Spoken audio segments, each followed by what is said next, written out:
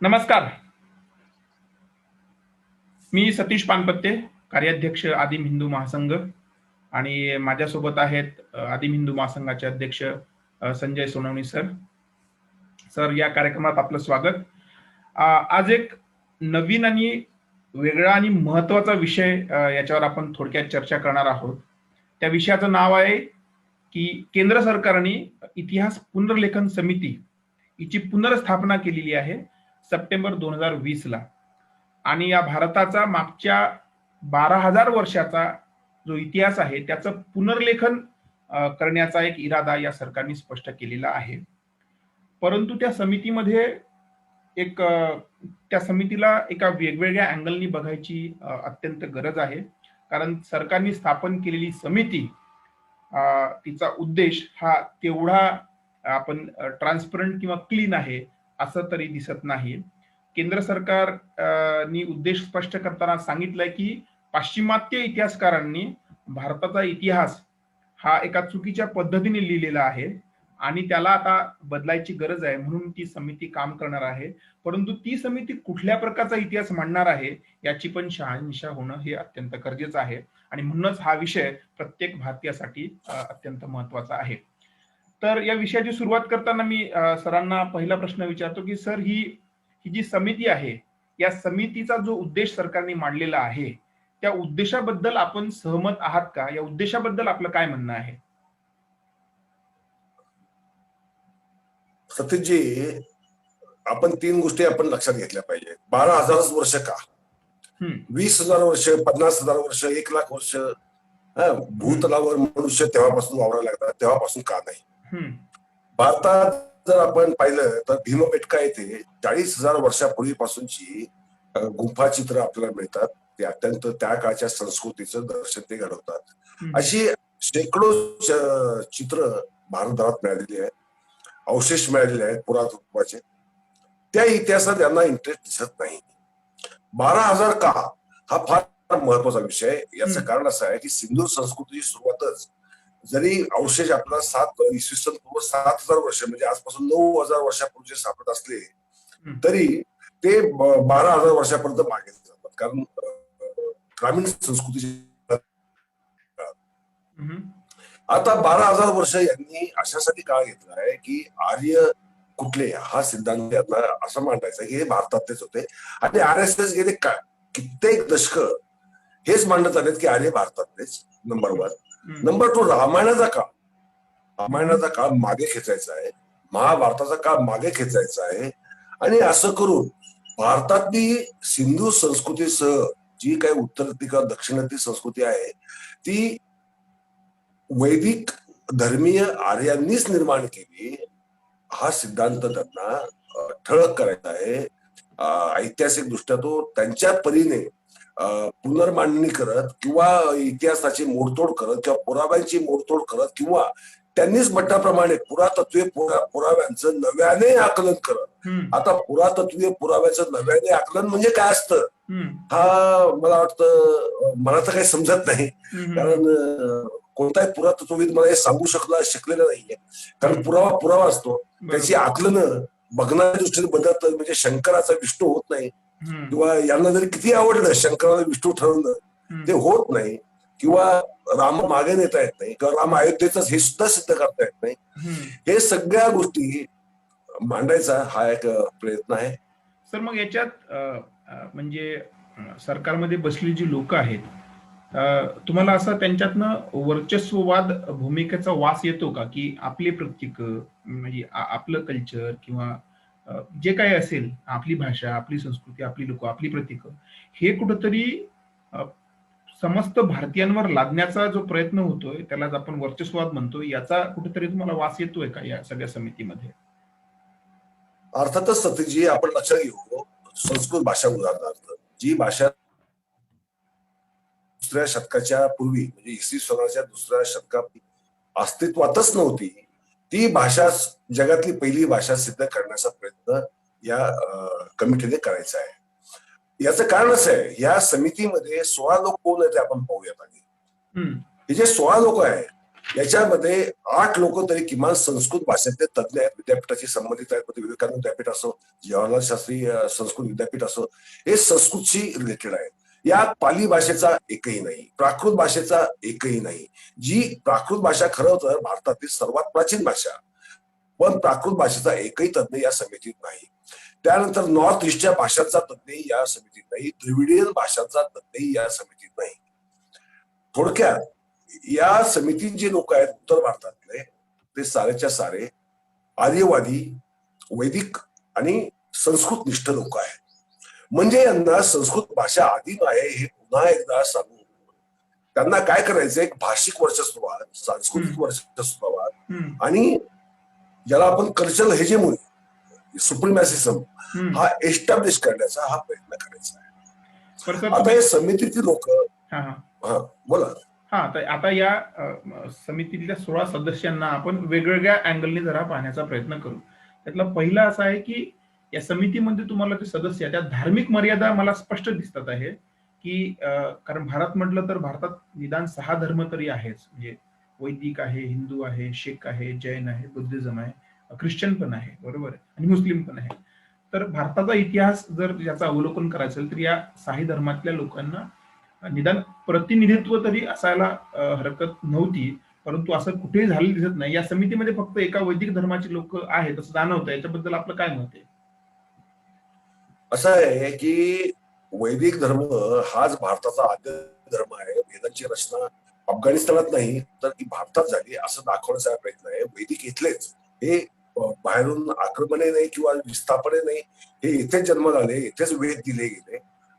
ती सरस्वती नदी अफगाणिस्तानात नव्हे तर ती भारतातच होती हे दाखवण्याचा प्रयत्न याच्यामध्ये आहे. दुसरी गोष्ट याच्यामध्ये की हिंदू धर्म जो भारतातला खरं जे आदिम धर्म, जे आपण आदिम हिंदू महासंघातर्फे वारंवार मांडणी करतो, पुराव्यानिशी करतो, ज्यावर मी अनेकदा लेखनही केलेलं आहे, त्या हिंदू धर्माचा तर संबंधच दाखवलेला नाही या लोकांनी. म्हणजे हिंदू धर्म जणू काय यांच्या बापाची मालमत्ता झाल्यासारखं वातावरण निर्माण करतं. दुसरी गोष्ट श्रमण संस्कृती, जी भारतातली अत्यंत पुरातन, वेदांचा जन्मही ज्यावेळेस झालेला नव्हता त्यावेळेस ही श्रमण संस्कृती निर्माण झाली, ज्यातनं बौद्ध आणि जैन हे 2 महत्वाचे धर्म भारतामध्ये उदयाला आले. त्यातनं आजीवकही उदयाला आले, पण तो धर्म समजा टिकला नाही. परंतु त्या धर्मांचं सुद्धा या समितीमध्ये कसलंही प्रतिनिधित्व नाही. मग बाकीचे जे धर्म आहेत अजून, म्हणजे समजा इस्लाम, समजा आपण ते नंतर आले म्हणून, त्या नंतरच्या काळातले म्हणून आपण समजू शकतो एक वेळ, पण या भूमीचेच जे आहे तेच नाकारायचे, जे या भूमीचं नाही, वैदिक धर्म भारतीय भूमीचा नाही असं असूनही तो धर्म इथलाच आहे सिद्ध करायचं. फार कशाला मधुकर ढवळीकर नावाचे पुरातत्वविद होते, ते जोपर्यंत आर्किओलॉजिकल डिपार्टमेंटमध्ये जेव्हा होते ISI मध्ये, तोपर्यंत त्यांची भूमिका वेगळी होती. आणि रिटायर झाल्यानंतर संघाचे त्यांनी चक्क आर्यांच्या शोधात नावाचं पुस्तक, खरं म्हणजे आर्य नावाचा कोणताही वंश या भूतलावर अस्तित्वात नव्हता हे युनेस्कोने 1952 साली जाहीरनामा काढून सिद्ध केल्यानंतर सुद्धा, प्रसिद्ध केल्यानंतर सुद्धा हे लोक अजूनही त्या कपोल कल्पित आर्य नावाच्या संकल्पनेच्या प्रेमात पडलेले आहेत. वंश आर्य म्हणजे कोण? जगाने वंश नाकारलाय. आर्य म्हणजे कोण? आर्य म्हणजे अत्यंत महाबुद्धिमान, उंच, धिप्पाड, आक्रमक आणि जिथे जाईल तिथे आपली भाषा संस्कृती लादणारे लोक, सगळ्याच गोष्टी असा यांच्या डोक्यामध्ये सुपिरियर हा एक विकृत समज यांच्या डोक्यात एवढा भरलेला आहे की ढवळीकर सारखे लोक, जे सगळे पदागिरी असो किंवा कुणी असो, त्यांच्या पुस्तकांमध्ये जर आपण पाहिलं तर आर्य हा शब्द कटाक्षाने येतो. हे म्हणतात की युरोपियन लोकांनी लिहिलेला इतिहास नाकारायचा. युरोपियन लोकांनी आर्य शब्द हिटलरने केलेल्या नाशानंतर आर्य शब्द वापरणं बंद केलं. म्हणजे तेही वर्चस्ववादीच, पण त्यांनी आर्य शब्द किमान वापरायचं बंद केलं. त्यांच्या त्याऐवजी इंडो युरोपियन लँग्वेज ग्रुप असं त्याचं नाव दिलं. पण हे लोक मात्र आर्यांच्या मोहाबद्दल अजूनही दूर नाही. सर, आता या धार्मिक च्या अजून दुसरा त्याला अँगल असा आहे की सांस्कृतिक रचना, या समितीची सांस्कृतिक रचना किंवा भौगोलिक रचना, आपण धार्मिक नंतर भौगोलिक रचनेकडे येऊ. तर या 16 सदस्यीय या टीम मध्ये कुठल्या प्रांतातली लोक आहेत आणि आपण सध्या जो भारत आहे म्हणजे काश्मीर पासून कन्याकुमारी पर्यंत, महाराष्ट्रापासून तिकडे आसाम पर्यंत असा जो पसरलेला भारत आहे, तर सगळ्या प्रांतातल्या लोकांना या समितीत प्रतिनिधित्व मिळालं आहे का? अजिबात नाही सतीशजी. याच्यामध्ये फक्त उत्तर भारतातले, तेही फक्त वैदिक धर्मीय आणि तेही फक्त पुरुष लोक आहेत. आता याची गंमत पहा, म्हणजे ही एक सांस्कृतिक विकृती आपण त्याला म्हणू, ती अशी की यांना नॉर्थ ईस्ट हा भारत वाटत नाही, साऊथ इंडिया हा भारत वाटत नाही, या देशाचा आदिवासी त्यांना भारतीय वाटत नाही, या देशातल्या प्राकृत पाली भाषा या देशाच्या वाटत नाही. कारण उत्तर भारतामध्ये जे आधुनिक जेनेटिक सायन्स सांगतं त्यानुसार जेनेटिक सायन्सवर माझा तितकासा अजून, कारण ते बाल्यावस्थेत आहे असं माझं प्रामाणिक मत आहे, परंतु जे काही सापडलंय ते 42% यांच्या रक्तामध्ये आर्य जनुक आहेत, उत्तर भारतीयांच्या, असं जनुकीय सिद्धांत सांगतो. आणि कदाचित त्यामुळे त्याच्यावर विश्वास ठेवून हे म्हणतात की आम्हाला पाश्चात्यांनी सांगितलेला इतिहास नाकारायचा आहे. पण पाश्चात्यांनी सांगितलेला इतिहास यांच्या डोक्यावर एवढा घट्ट बसलेला आहे की त्यांनी फक्त उत्तर भारतातले लोक या समितीमध्ये नेमले. त्याच्यामध्ये एकही साऊथ इंडियनला स्थान नाही, नॉर्थ ईस्टच्या माणसाला स्थान नाही, आदिवासींना स्थान नाही. हे झालं भौगोलिक. आणि भाषिक दृष्ट्या जर आपण पाहिलं तर प्राकृतला स्थान नाही, पालीला स्थान नाही, नॉर्थ ईस्टच्या भाषांना स्थान नाही, काश्मीरी भाषेला स्थान नाही. म्हणजे उत्तर भारत हा जणू काय अखंड भारत आहे असं चित्र निर्माण करण्याचा त्यांनी यातनं प्रयत्न केलेला आहे. बरोबर. आणि तुम्ही बोलता बोलता सांगितलं की महिलांना पण स्थान नाही, 16 सदस्यांच्या या टीम मध्ये, कमिटीमध्ये एकही महिला नाही. म्हणजे ती उत्तरेतली किंवा दक्षिणेतली सोडाच, म्हणजे कुठल्याही प्रांतातली महिला नाहीच आहे याच्यात. नाही, त्याला कारण सतीची लक्षात घ्या, वैदिक धर्मामध्ये मुळात महिलांना दुय्यम स्थान आहे. त्यांचा जो विष्णू आहे वैदिकांचा, त्याची पत्नी लक्ष्मी बरोबरीची नसते, ती पायचे पद असते. म्हणजे सिम्बॉलिझम आहे ना, हा एक सिम्बॉलिझम आहे की म्हणजे व्यवस्थेमध्ये तुमचं स्थान कुठे आहे, तर तुमचं स्थान इथे आहे, आणि जो पायाच्या स्थानाला आहे त्याचं स्थान महत्वाचं नसणं हे तर स्वाभाविकच आहे. मग आता सतीशजी, जिचं स्थान पायाजवळ आहे तिला समितीत बरोबरीने कसे येणारे लोक वैदिक लोक जिचं स्थान पायाजवळच ठेवलेलं आहे, ठेवायचं आहे, तिचं स्थान बरोबरीच नाही घेणार. म्हणजे हे स्त्री दृष्टी लोक आहेत, त्यांना बरोबरीला येऊ द्यायचं. तर सर मला एक सांगा की म्हणजे इथे एकाच कम्युनिटीचे लोक आहेत, बरोबर आहे, म्हणजे त्याला वैदिक धर्माचेच लोक आहेत, बाकी धर्मांना स्थान पण नाही, एकाच प्रांतातली लोक आहेत, बरोबर आहे, म्हणजे मोस्टली उत्तर प्रदेशातली किंवा सगळी उत्तर प्रदेशातली आहेत, एकाच भाषेवर प्रेम करणारे लोक आहेत, जी भाषा म्हणजे संस्कृत, बरोबर आहे, एकाच लिंगाची लोक आहेत, बरोबर आहे की नाही, एकाच विचारांची लोक आहेत. आणि मग अशा सगळ्या एकाच पठडीतल्या लोकांकडनं भारताचा असा जो आपण म्हणतो ना होलिस्टिक जो इतिहास आहे तो कशी लिहिणार आहेत ही लोक, किंवा यांचा अजेंड्यावरच शंका घ्यायला प्रचंड वाव आहे, आणि किंवा मग तसंच ते करणारे असं जवळपास सिद्ध होत आहे. सतीशजी, याचा गंभीर धोका प्रत्येक भारतीयाने लक्षात हा घेतला पाहिजे की हा इतिहास अभ्यासक्रमात 2024 पासून येणार आहे. प्रल्हाद पटेलांनी हे घोषित केलंय. आता लक्षात घ्या, इतिहासाचं पुनर्लेखन संघटक करत चाललेलं आहे, पण तो संघाच्या शाळा कॉलेजांमध्ये तोच अभ्यासक्रम शिकवतात लोक. परंतु आता हा अभ्यासक्रम अखिल भारतामध्ये राबवला जाणार आहे. म्हणजे आपल्याला भविष्यात कोणता इतिहास शिकावा लागणार आहे, आपल्याला वर्चस्ववाद्यांनी लिहिलेला खोटा इतिहास शिकावा लागणार आहे. त्याचं खोटं आकलन आपल्याला आपलं आकलन म्हणून शिकावं लागणार आहे, परीक्षात अभ्यास करून त्याची उत्तर. हा एक भाग. दुसरा भाग की इतिहासाचं पुनर्लेखन, पुनर्मांडणी हे नवीन पुरावे आले, नवीन पुराव्यांच्या प्रकाशात ते करावं लागतं. ही झाली शास्त्रीय परंपरा.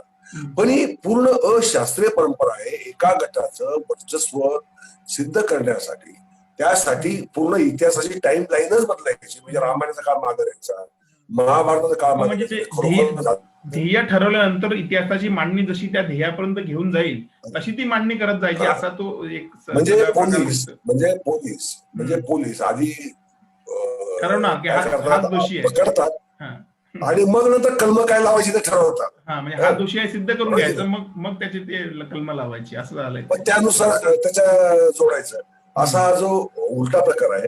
यातनं दुसरा भाग ज्ञानाची हत्या, ज्याला आपण ऐतिहासिक ज्ञानाची हत्या ज्याला आपण ती होते. आणि दुसरी गोष्ट अशी आहे की उर्वरित भारतीयांना हा एक संदेश आहे की तुम्हाला जगायचं असेल, शिकायचं असेल, अर्थार्जन करायचं असेल तर कौटिल्याच्या अर्थशास्त्राप्रमाणे करा. जर तुम्हाला जगायचं असेल तर वैदिकच श्रेष्ठ आहे, सगळं काही वैदिकांचं आहे, तुमचं पूर्वजांचा कसलाही संस्कृतीमध्ये वाटा नाही हे मान्य करून तुम्ही जगा. आणि सांस्कृतिक गुलामगिरी ज्याला आपण म्हणतो ती लादण्याची ही सार्वत्रिक तयारी चालू आहे. आर्थिक क्षेत्रामध्ये सतीश जे चाललंय, समजा आज आर्थिक स्थिती वाईट आहे, उद्या चांगली होऊ शकते. आज एखादा निर्णय चुकीचा झाला, उद्या तो दुरुस्त होऊ शकतो. आपण अशी अपेक्षा किमान बाळगू शकतो. पण हे सांस्कृतिक अतिक्रमण आहे ते पिढ्यानुपिढ्या बर्बाद करणार आहे. त्यामुळे गंभीरता त्यातली सर्व भारतीयांनी लक्षात घेण्याची नितांत आवश्यकता आहे. आणि दुर्दैव काय सतीशजी, मी सांगू आपल्याला, सप्टेंबर मध्ये तसे 16 सालापासून चाललंय. 16 झालं, 18 झालं, या समितीने काही विशेष काम केलं नाही. या समितीने आपले उद्देश आधीच डिक्लेअर केलेले, त्यामुळे त्यांना काही लिहायची तशी फारशी हे नाही, नव्याने आवश्यकता नाहीये. परंतु या विरोधामध्ये अक्षरशः कोणीही हिंदूंनी म्हणा, अनास्था प्रचंड आहे. इतिहासाबाबतीत जी अनास्था आहे ती आता जर अनास्था दाखवली तर उद्या त्याचे परिणाम आपल्याला सगळ्यांना भोगावं लागणारच. म्हणजे आपण जो इतिहास शिकणार आहोत तो आपला नसून कोणतरी आपल्यावर लादलेला इतिहास आहे हे जवळपास स्पष्ट दिसतंय. परंतु मला वाटतं मग इतर भारतीयांची किंवा अवैदिक हिंदू किंवा इतर धर्मियांची या बाबतीत प्रचंड एक मोठी अनास्था दिसते, असंच म्हणावं लागेल. कारण याच्यावर व्हावा तसा आक्रोश किंवा दक्षिणेतल्या काही मंडळींनी याच्यावर आक्षेप नोंदवला, परंतु तसा फारसा काही आक्षेप याच्यावर कुठला राजकीय पक्ष किंवा इतर संघटनांनी नोंदवलेला मला तरी पाहण्यात आलेलं नाहीये. अनास्था ही जी आहे, ही अनास्था कुठे नडणार आहे याचं भान लोकांना नाही, दुर्दैवाने. लोकांना अजूनही आता सतीशजी आपल्याला माहितच आहे की वैदिक धर्माने हिंदू धर्मात शिरकाव करून किती घुसखोऱ्या करून काय काय सांस्कृतिक अनाचार मागवलेत की ज्यामुळे आपली संस्कृती आपल्याला समजूच नाही. आपल्या पुराण कथा डिस्टर्ब केल्या, आपलं तत्वज्ञान डिस्टर्ब केलं किंवा अपहरण केलं. अगदी विठ्ठलाला सुद्धा जो शैव होता त्याला वैष्णव करून टाकलं, लोकांनी ते स्वीकारलं. मग आता हे जे इतिहास आता सांगणार आहे तो सुद्धा असाच हळूहळू स्वीकारला जाईल. आणि मग मानसिक दृष्ट्या ही सार्वत्रिक आत्महत्या असेल, हिंदूंची आत्महत्या असेल, शिखांची आत्महत्या असेल, बौद्धांची असेल, जैनांची असेल, सांस्कृतिक आणि ऐतिहासिक आणि सांस्कृतिक आत्महत्या. तर याचं काय करायचं त्या सर्वांनी, म्हणजे आदिम हिंदू महासंघातर्फे आपण तर निषेध केलेलाच आहे, करतोच आहोत. सर्व समाजांनी मिळून ताठ मानेने उभं राहत यांचा कृत्रिम आणि खोटा इतिहास हा नाकारला पाहिजे. आर्य इतके नव्हते, नाही, ते कोणत्याही पुराव्यावर सिद्ध होत नाही. सिंधू संस्कृती इतर देशे हिंदूंनी उभारली याच्यातही शंका नाही, एवढे प्रचंड पुरावे आहेत. उद्या हे पुरावे सुद्धा बदलले जाण्याची किंवा नष्ट केले जाण्याची शक्यता आहे. हे आता आपण लक्षात घेतलं पाहिजे. आपले पुरावे आपणच जतन केले पाहिजे आणि आपण आपल्या पद्धतीने आपलं सांस्कृतिक आकलन मांडत राहिलं पाहिजे. ही काळाची गरज आहे. तर याच्यावर असं होऊ शकतं का की म्हणजे सरकारच्या समितीवर कुणी न्यायालयात जाण्याचा प्रयत्न केलाय की ही समितीच मुळात चुकीची ठरली आहे, की एक ध्येय निश्चित करून या समितीला असे मार्गदर्शक तत्व देण्यात आली आहे? याच्या बाबतीत कोणी न्यायालयात आजपर्यंत अपील केलेलं आहे का, असं तुमच्या काही लक्षात? असं मी तुम्हाला सांगतो सतीशजी, पहिली गोष्ट अशी की याचा सार्वत्रिक अजून साधा त्याचा निषेध पत्रात सुद्धा निषेध लोकांनी फार लांबची गोष्ट राहिली न्यायव्यवस्था. न्यायव्यवस्थेने काश्मीर बद्दल न्याय दिलेला नाही, शेतकऱ्यांबद्दल न्याय दिलेला नाही, शाही बागेबद्दल न्याय दिलेला नाही, मूलभूत नागरिकांच्या अधिकारांबद्दल न्याय दिलेला नाही. गोपनीयतेचा अधिकार हा जो सर्वात कळीचा मुद्दा भारतात काही वर्षांपूर्वी चर्चेला होता, त्याबद्दल न्याय दिलेला नाही.